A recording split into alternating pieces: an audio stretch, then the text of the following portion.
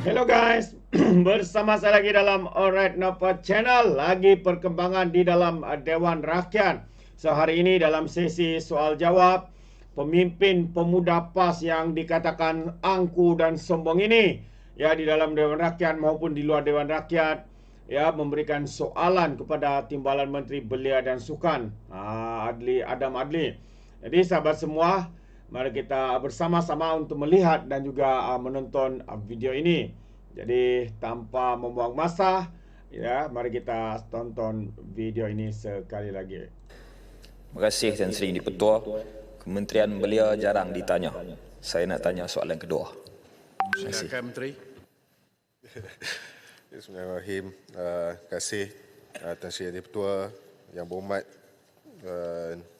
Al-Ustaz, untuk menjawab soalan yang telah dikemukakan. Untuk pengetahuan, pada tahun 2024, Kementerian telah pun memperuntukkan sejumlah 7.4 juta ringgit bagi pembangunan sukan bermotor di negara ini, merangkumi perbelanjaan mengurus, dana sukan komuniti, geran padanan sukan dan kumpulan wang amanah sukan negara. Peruntukan ini adalah untuk kita laksanakan program-program pemerkasaan merangkumi penganjuran pertandingan di peringkat kebangsaan. Contohnya seperti mini bike dan push bike, serta latihan kemahiran asas perlumbaan, go-kart, rally, drift, cup prix, pocket bike dan motocross. Selain daripada itu, turut dilaksanakan adalah bengkel pemurnian modul disiplin sukan enduro, khusus martial dan khusus pemanduan selamat. Sebanyak 13 siri kejohanan kebangsaan dan antarabangsa bagi mempromosikan sukan bermotor turut dilaksanakan di Sepang International Circuit, iaitu SIC Ovale Junior 2024, Malaysia Championship Series 2024 dan Malaysia Superbike Championship. Kementerian berhasrat untuk memberi fokus kepada pembangunan kemudahan sukan motocross di seluruh negara melalui kerjasama dengan kerajaan negeri. Buat permulaan sebagai contoh, Kementerian telah pun memperuntukkan RM400,000 kepada Majlis Sukan Negeri Perlis untuk menaik taraf litar motocross di Sungai Batu Pahat Kanga, Perlis. Mana-mana cadangan permohonan pembinaan atau naik taraf infrastruktur atau litar sukan pemotoran ini tertakluk pada beberapa kriteria minimum di bawah pemantauan khusus oleh Persatuan Permotoran Malaysia, MAM. Selain itu, isu tapak juga mesti diselesaikan terlebih dahulu seperti mana yang telah ditetapkan dalam garis panduan bagi cadangan penyediaan anggaran perbelanjaan Satuan tahun 2024 dan garis panduan penyediaan rancangan Malaysia ke-12 RMK 12 2021-2025. Syarat tersebut ialah tapak atau tanah perlu didaftarkan atas nama Pesuruhjaya Tanah Persekutuan dengan memperoleh pengesahan pihak Jabatan Ketua Pengarah Tanah dan Galian bahawa tapak adalah bebas bebanan dan sedia untuk dimasuki, serta tiada isu tapak tanah projek seperti setinggan, bantahan penduduk dan lokasi yang tidak sesuai apabila membuat permohonan projek fizikal binaan baru. Di samping itu, tapak atau tanah tersebut hendaklah berstatus hak milik kekal dan sebarang permohonan juga perlu mendapat kelulusan daripada Majlis Mesyuarat Negeri sebelum diangkat untuk kelulusan pembinaan. Terima kasih. Baik, saya jemput Ustaz. Terima kasih Tan Sri Yang Di-Pertua. Terima kasih Yang Berhormat Timbalan Menteri. Tuan Di-Pertua, sukan bermotor ni dah jadi seperti sukan rakyat. Dia dah jadi macam bola sepak. Di semua tempat kebanyakannya orang ada sukan permotoran, sama ada secara sah ataupun secara tidak sah. Namun isunya Tan Sri Di-Pertua, ada 3 perkara. Yang pertama, cukai peralatan keselamatan menunggang ni tinggi, Yang Berhormat. Walaupun kita bagi latihan cara menunggang dengan betul, dengan selamat, tapi dia nak beli barang-barang yang safety equipment dengan izin ni, harga dia mahal, cukai dia tinggi. Maka pilihan dia kena beli barang yang murah dan dia low quality dan memberi risiko kepada peserta sukan permotoran. Itu satu perkara yang saya rasa kerajaan perlu tengok semula. Yang kedua, penganjur sukan bermotor ni, Yang Berhormat Timbalan Menteri, selain daripada syarikat ataupun pihak yang besar, dia juga dijadikan acara kecil-kecilan di peringkat komuniti. Ada penganjur-penganjur yang tak patuh penganjuran sukan ni buat di tempat yang tak selamat. Tapi itulah pilihan yang ada sebab dia diminati oleh ramai macam bola sepak. Dan akhir Tan Sri Di-Pertua, mengenai modifikasi enjin daripada badan motosikal ini. Apabila peserta ni nak masuk sukan bermotor, dia akan modify motor tu. Jadi ada pengeluar ataupun pengedar barang-barang ini yang menjual barang itu ataupun yang modifikasi motor tu kepada orang yang bukan ahli sukan permotoran. Ia menyebabkan berlaku lumba haram dan pelbagai kejadian yang kita tak ingini. Apa tindakan kerajaan untuk mengawal aspek-aspek ini? Terima kasih Tan Sri Ketua. Sila Menteri. Terima kasih.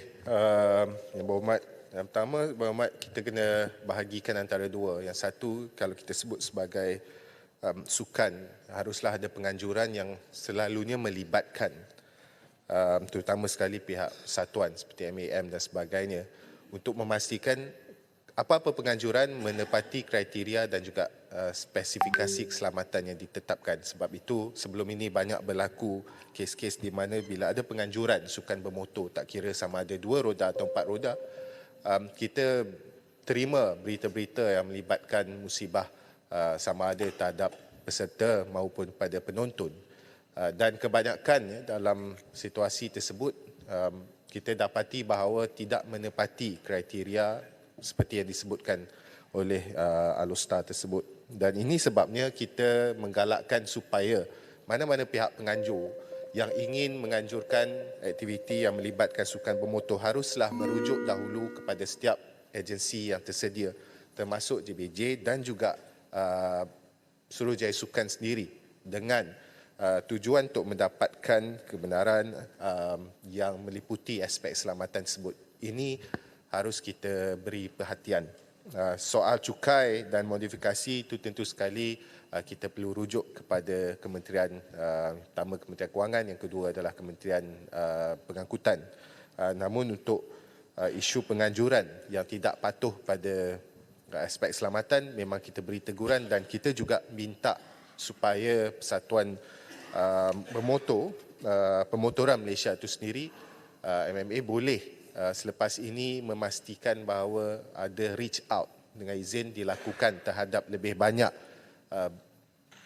orang kata pengendali-pengendali acara yang bersifat daerah atau lebih dekat dengan komuniti.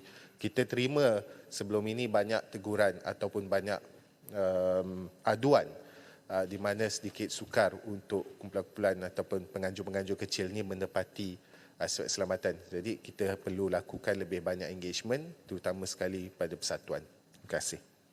Baik, saya nyebut Tenggara. Terima kasih Tuan Speaker, terima kasih Timbalan Menteri. Soalan saya adalah, apakah wujud dana galakan daripada Kementerian Belia dan Sukan kepada NGO-NGO yang berkaitan dengan sukan permotoran ini untuk mengajukan acara-acara sukan permotoran?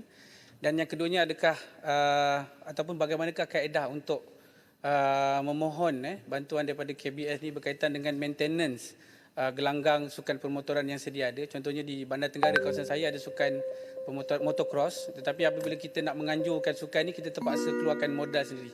Jadi minta penjelasan daripada Menteri. Terima kasih. Sila Menteri. Terima kasih. Dalam soal penyelenggaraan, kita bergantung dahulu kepada sama ada litar tersebut dimiliki oleh pihak persendirian swasta ataupun dimiliki oleh pihak kerajaan sama ada persekutuan ataupun negeri, maupun menerusi majlis pihak berkuasa tempatan.